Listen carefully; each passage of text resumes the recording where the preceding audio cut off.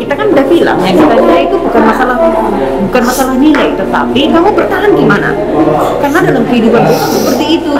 Bagaimana kamu bisa bertahan? Kamu harus bisa bertahan, tidak boleh menjadi orang yang lemah, yang gampang diombang-ambingkan, yang gampang dijatuhkan. Kamu harus bertahan, itu yang mau kami didik.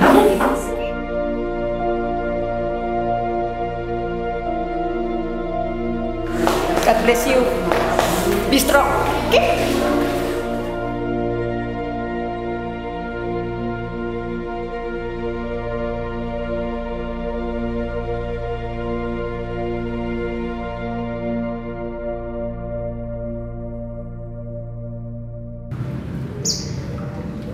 Di penghujung tahun pelajaran 2020-2021 ini, saya memikirkan bagaimana caranya sebuah alat ukur untuk anak kelas 9 yang bisa mengcover kemampuan utuhnya, sementara dalam 1 tahun ini praktis mereka belajar secara daring karena pandemi COVID-19 yang melanda kita.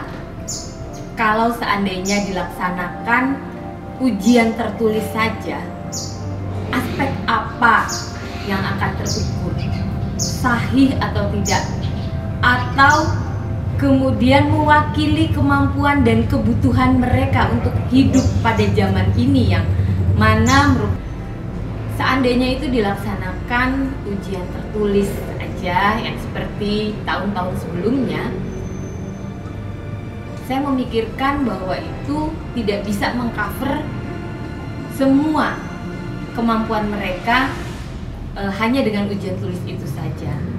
Lalu juga saya mempertimbangkan bahwasannya pendidikan itu harus mampu mewadahi atau mendukung keterampilan-keterampilan yang mereka butuhkan untuk hidup pada saat ini, pada zaman now, dan juga kebutuhan mereka hidup kelak.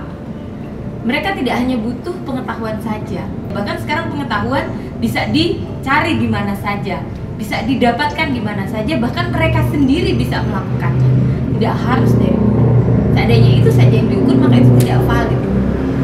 Mereka memiliki kemampuan yang harus bisa diukur lagi, yang bahkan untold story, yang tidak diketahui gurunya.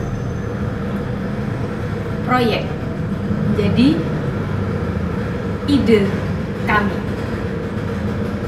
bisa mewadahi anak-anak yang mungkin keterbatasan ya, melakukan keterbatasan dalam pengetahuan mereka tidak maksimal, tapi barangkali mempunyai kemampuan-kemampuan lain yang tersembunyi.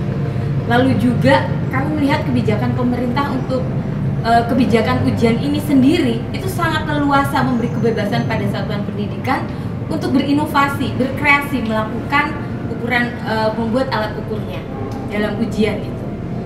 Kemudian juga kami melihat bahwasannya SMP Pius Batu Utama Gombong itu yang memprogramkan dalam proses pembelajarannya itu inquiry learning, ini bisa sekali diukur melalui proyek.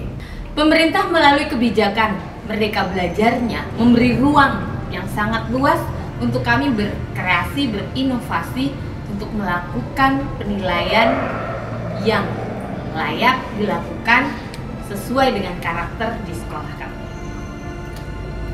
Jadi kami memutuskan untuk melakukan ujian proyek terbimbing bagi anak-anak kelas 9 sebagai akhir dari pembelajaran mereka selama 3 tahun di SMP Pius Batu Utama Gombong.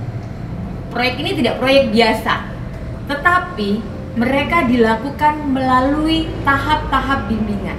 Ujian proyek SMP Pius Batu Utama Gombong bukan ujian biasa. Kenapa?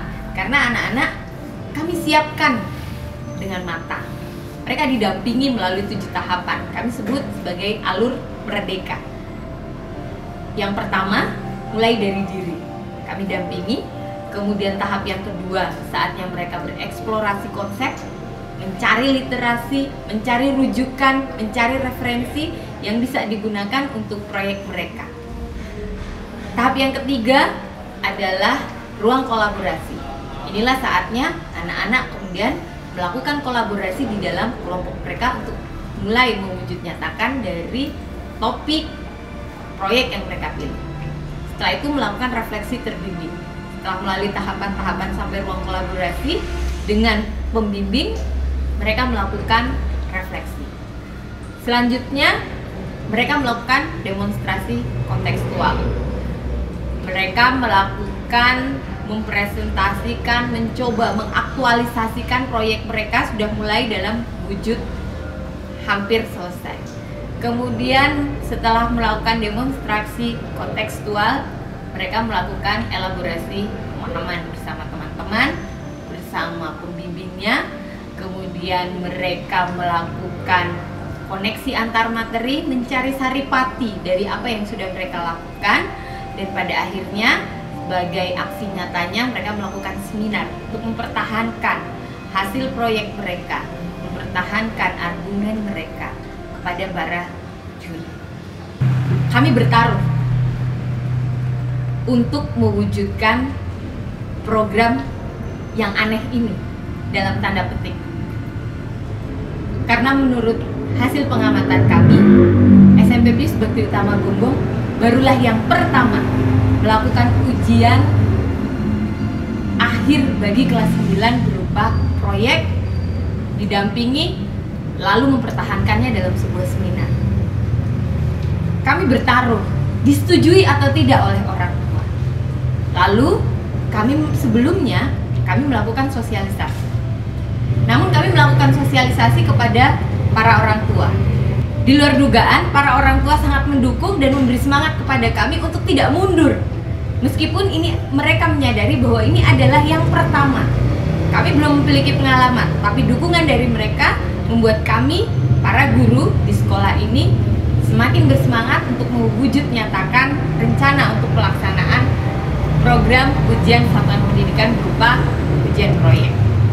Kami menyadari bahwa kami tidak memiliki kemampuan yang cukup sebelum melaksanakan ini, maka para guru berusaha untuk melakukan berbagai macam hal, belajar bersama. Kami meliterasi berbagai sumber-sumber, berdiskusi dengan pihak lain yang kami anggap mumpuni untuk membantu kami. Lalu kami juga beberapa kali melakukan workshop. Kami berlatih bagaimana untuk melakukan coaching. Kami berlatih bagaimana untuk melakukan mentoring kepada anak-anak. Meskipun kami guru, kami tetap terus mengasah kemampuan kami. Kami berlatih untuk bagaimana caranya membuat pertanyaan-pertanyaan yang lebih mendalam. Sehingga pada akhirnya kami juga berlatih membuat tulisan kreatif, IC, laporan kreatif, konten blog. Itu kami berlatih bersama narasumber.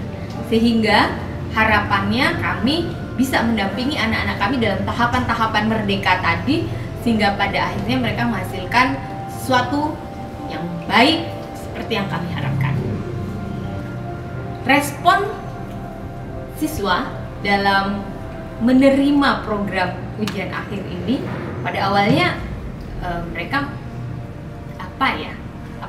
bagaimana ya, itu tergambar dari pancaran wajah mereka. Namun kemudian mereka mengikuti. Ada yang mengikuti dengan antusias dan cepat, sehingga pada akhirnya hasilnya juga luar biasa. Namun memang harus diakui bahwa ada juga yang cukup lambat dalam mengikutinya. Namun secara umum semua dalam proses yang wajar, karena kita mengetahui kemampuan setiap anak beraneka ragam. Namun demikian mereka bisa mengikuti semuanya, proses dari ujian ini dengan sangat baik. Hanya satu harapan para guru ketika dengan mantap memilih ujian proyek dan seminar hasil proyek ini sebagai penutupan dari rangkaian pembelajaran anak-anak di SMP Pius Bakti Utama Gombong.